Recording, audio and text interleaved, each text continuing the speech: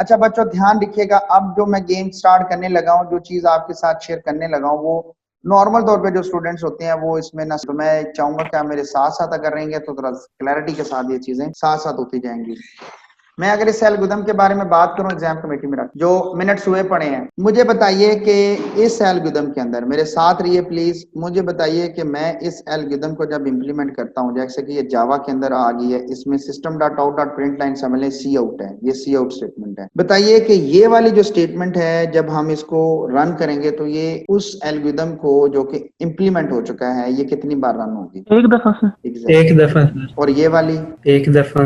एक दफा से। बिल्कुल, आपने बिल्कुल ठीक कहा। तो देन द टाइम कम्प्लेक्सिटी, जरा गौर से सुनिएगा, ये जो टाइम कम्प्लेक्सिटी है इसकी, इस एल्गोरिथम की जो टाइम कम्प्लेक्सिटी है, हम उसे कहते हैं the time complexity of algorithm, the time complexity of algorithm with respect to n term. मैं बताता हूं, मैं बिल्कुल बताता हूं, don't worry. Time complexity of algorithm with respect to n term, वो कौन सी है, उसे कैसे मेंशन किया जाता है? Time complexity of this one, मैं मेंशन करता हूं जी, लाइक दिस वन, इसकी हमने लिखा 1, इसकी लिखा 1, तो time complexity of this algorithm मैं ऊपर करके डिफाइन कर रहा हूं, या मैं इसके लिए एक वाइट पेज फेंक देता हूं। तो इस एल्गोरिथम की जो टाइम कम्प्लेक्सिटी होगी, मैं लिखूंगा t of n, the time complexity of algorithm with respect to n term is equal to 1 +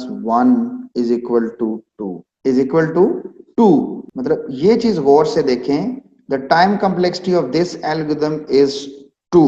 what is meant by 2? आपके माइंड में 2 के को लेके क्या आता है? Constant. Yes, constant. Exactly, this is the constant. सही कहा जी, बिल्कुल ये बात 100% है।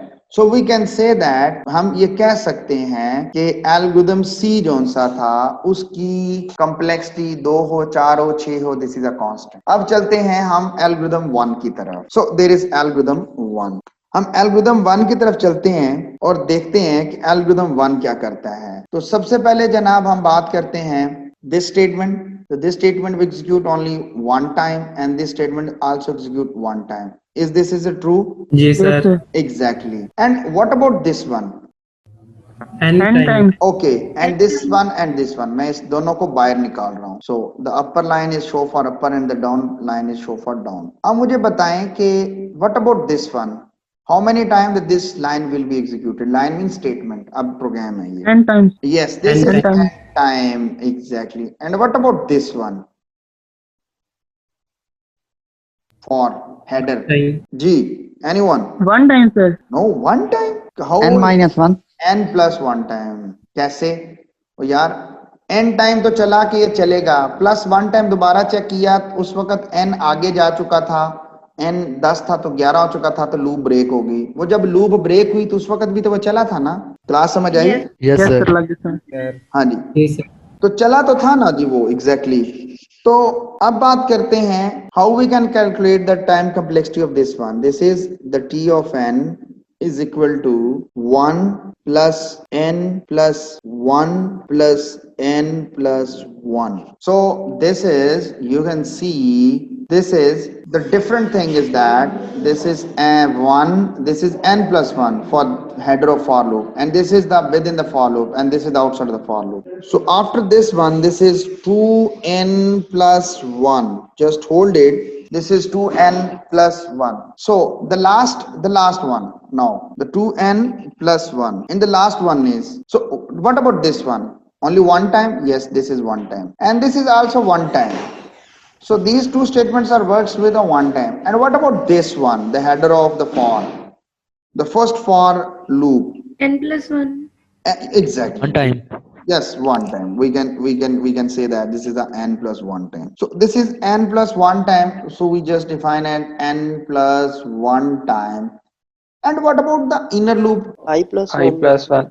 I Yes, plus you 1. can say that the I and the I is depending on the n. So we can say that n plus I plus 1. लेकिन सादा अल्फाज में, मैं लंबी चौड़ी बात नहीं करूंगा अभी, we can say that this loop will be executed n time. Basically this is n plus I plus 1 है, no doubt ठीक कह रहे हैं जो बच्चे समझ रहे हैं, बट मैं आसान अल्फाज में भाई ये n टाइम है तो ये उससे एक बार कम ही चलेगी, तो दिस इज n टाइम, और अगर ये n टाइम चाह रही है तो ये उससे भी एक स्टेप कम चलेगी, सो दिस इज n-1 टाइम। अब जरा देखिएगा, अब मजे की चीज स्टार्ट होने वाली है। अब आप कहेंगे सर ये क्या है? So the time complexity of t of n is equal to, the first one is 1 plus there is n plus 1 multiplied, this is a multiplied, there is a multiplied like n plus n minus 1, and इसको ऊपर लेके जा रहा हूं सिर्फ दिखाने के लिए, प्लस 1।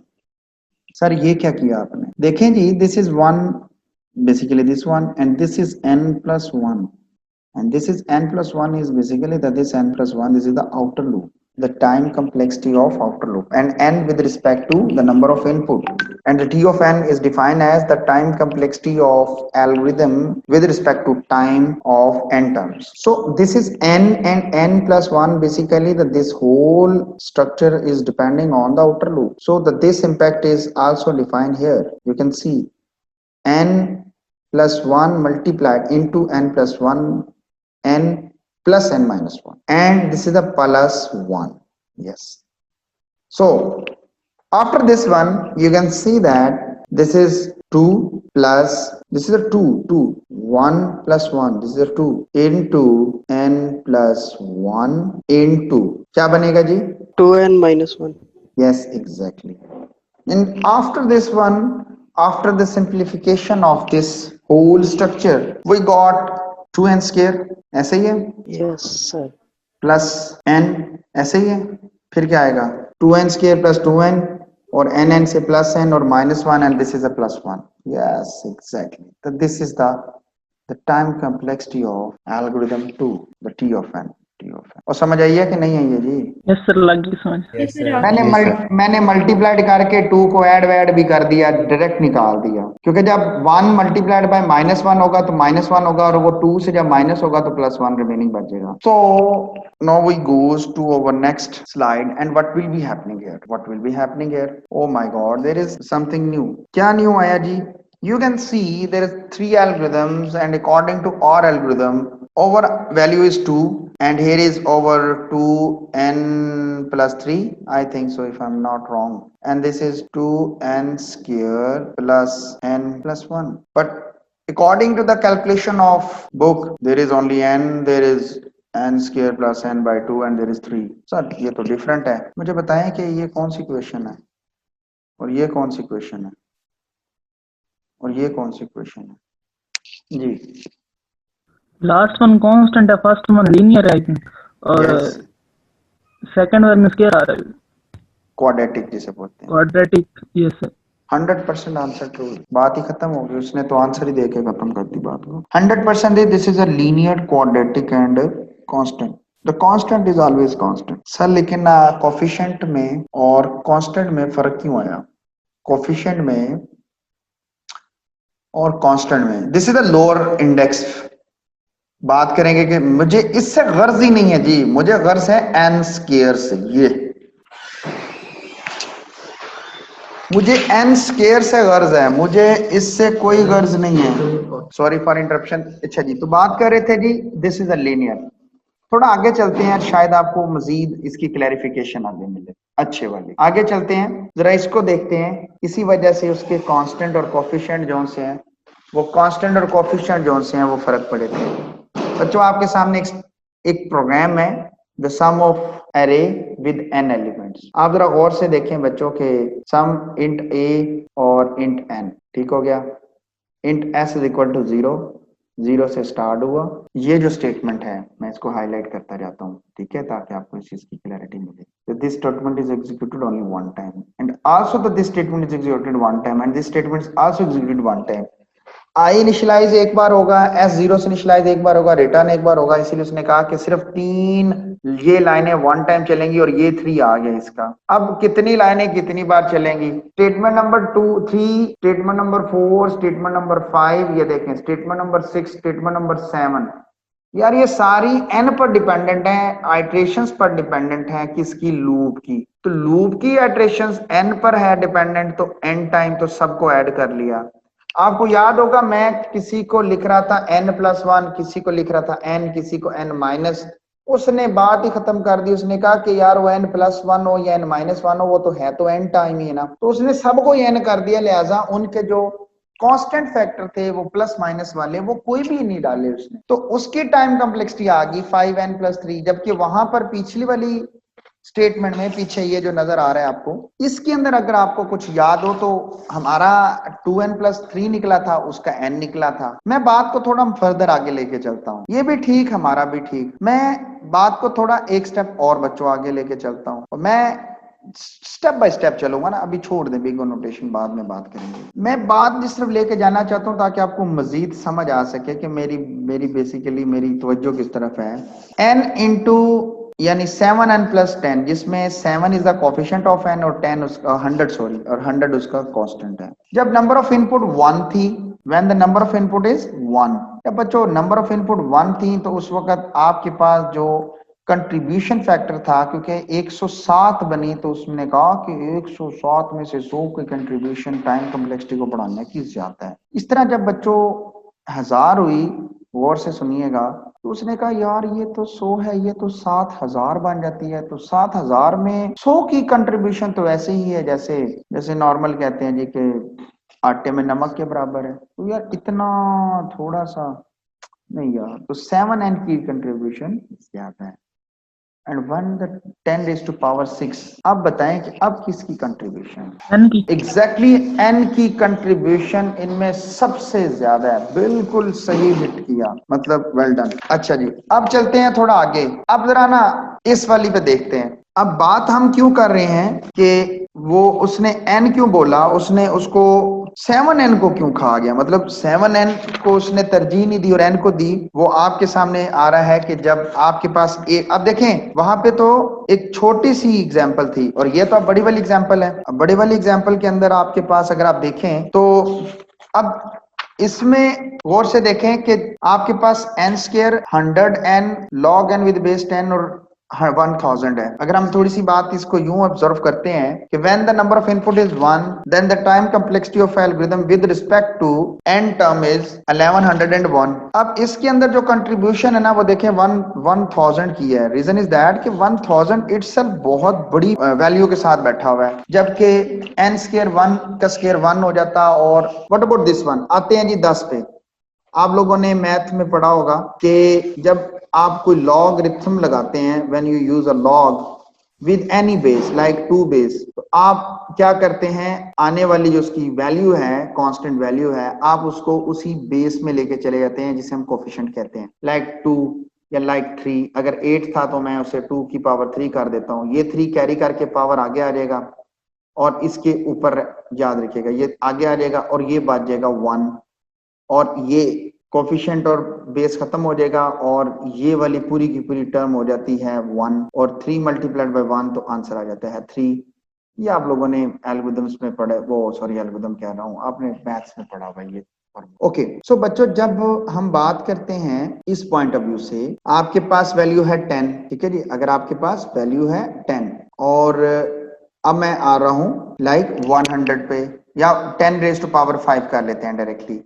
तो 10⁻5 means 5 multiplied by 2 10, तो 10 पावर 10, तो 10⁻10 ये किसकी वैल्यू बनी भाई? ये सीधी वैल्यू बनी जब n की पावर 5 थी। कितनी? 10 की पावर 7, क्योंकि 100/2 है, जिसमें इसकी कंट्रीब्यूशन देखें 10 की पावर 10, लॉग अकबर कितनी बड़ी रेंज। लॉग 10 तो जनाब अभी 5 पे पहुंचा है क्योंकि ये बेस 10 है, और 100 को तो ना ही रखें, या 1000 को या 10,000 को तो ना ही रखें, क्योंकि इसकी तो कंट्रीब्यूशन 5 और 1000 की तो बिल्कुल, तभी तो वो 0.00000001 करके होगी, इसलिए उसने लिखा ही नहीं है। तो यहाँ पर जो मेजर फैक्टर है जो किसी कॉम्प्लेक्सिटी को ग्रोथ कर रहा है, देखिए लफ्ज अब मैंने शुरू कर दिया ग्रोथ, वो n² है। अब n² का ग्रोथ रेट इन तमाम टर्म से ज्यादा था, लिहाजा इसीलिए मैं वही तो फोकस कर रहा था कि ये लीनियर है कि क्वाड्रेटिक है। वो क्वाड्रेटिक टर्म का ज्यादा था। इसी तरह अगर क्यूबिक होती तो क्यूबिक, और इसी तरह अगर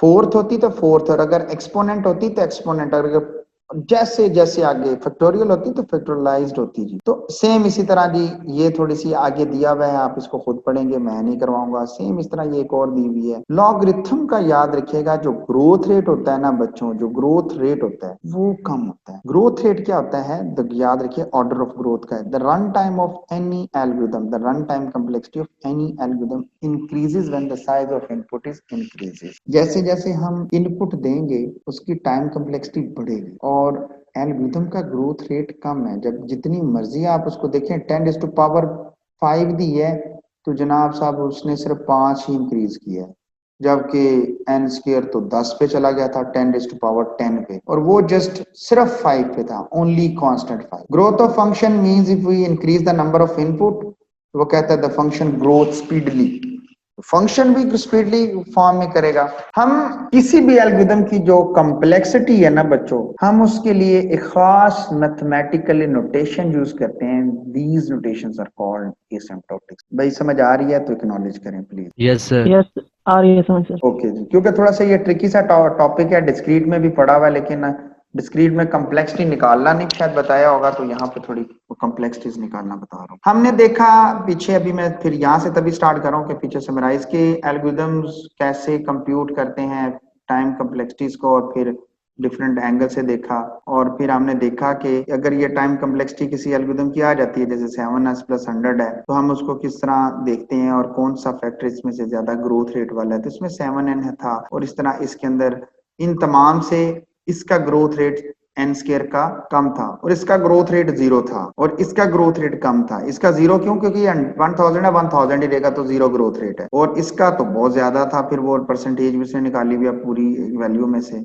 और इसकी भी परसेंटेज निकाली हुई है पूरी वैल्यू में से, और इसकी भी परसेंटेज निकाली हुई है पूरी वैल्यू में से, जो कि इतनी छोटी है कि उसने उसे 0 लिखना ज्यादा मुनासिब समझा। ठीक है जी, और इसी तरह आगे भी होगा। तो लॉगरिथम की जो देखे ना, लॉगरिथम की कम है, और n लॉगरिथम की जो उससे थोड़ी ज्यादा है, फिर n² की उससे ज्यादा, फिर n3 की उससे ज्यादा, फिर जो एक्सपोनेंट है ना वो तो उसकी तो बात ही छोड़ दें। देखें ना कि अगर 1n⁻128 इंस्ट्रक्शंस दे दी जाती हैं, अगर किसी एल्गोरिथम की एफिशिएंसी ये निकली जाती तो उसे 6 बिलियन ईयर लगते, जो कि तकरीबन आपके 6 million time more than age of universe है। मतलब इतना टाइम, दुनिया इतनी बार दुनिया बन जाए दोबारा, इतना टाइम लग जाएगा उस एल्गोरिथम की। तो ऐसे एल्गोरिथम रेयर में मौजूद ही नहीं। तो हम बात कर रहे थे कि किसी भी एल्गोरिथम की जो बच्चों कॉम्प्लेक्सिटी है वो 3 किस्म में पाई जाती है। मैं इसलिए आगे पीछे कर रहा हूं ताकि आपको फ्लो बना सकूं लेक्चर का। या तो वर्स्ट केस होगी, या बेस्ट होगी, या एवरेज होगी। अब सबसे पहले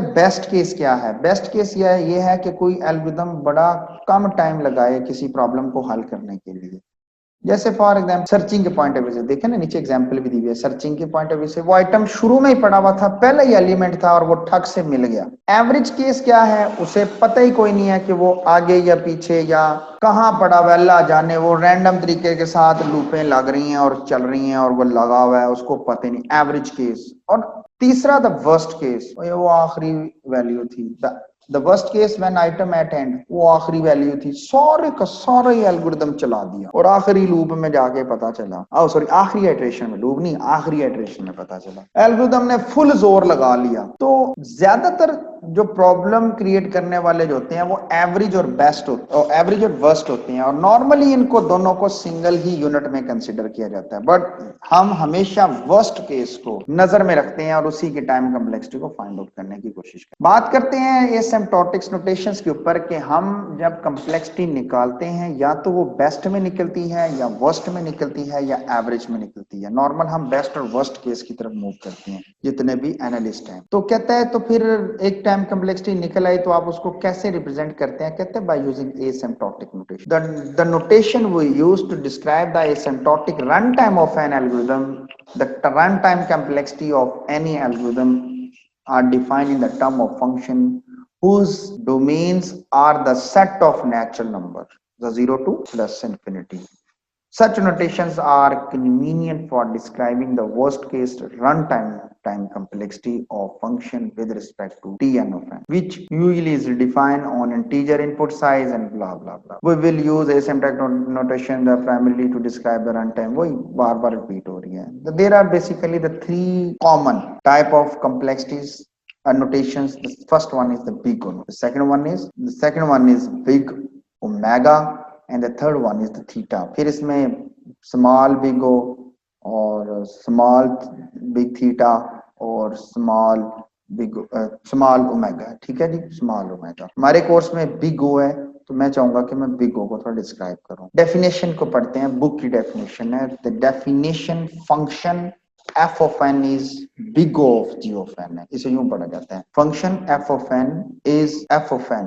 f of n the function that you want to find the complexity. Basically कि एल्गोरिदम कितना टाइम लेगा हम मालूम करना चाहते हैं. कितना टाइम लेगा algorithm in number of inputs पर. वो आगे मैंने लिखा भी हुआ है, वो मैं चलाऊंगा तो नजर भी आ जाएगा. Is big of g of n. Big O g of n is the basically is the upper bound. Maximum कितना टाइम ले लेगा वो मैक्सिमम है. हम f of n है, हम कैलकुलेट करवाना चाहते हैं. If there exist constant c constant क्यों? द c कांस्टेंट वही है आपके जो कोफिशिएंट और वो कांस्टेंट थे. And n nought. What is mean by n nought? बात करते हैं आगे. n nought is the first value. पहली वैल्यू वो कौन सी होगी जिसके बाद हमेशा g of n हमेशा ऊपर रहेगा.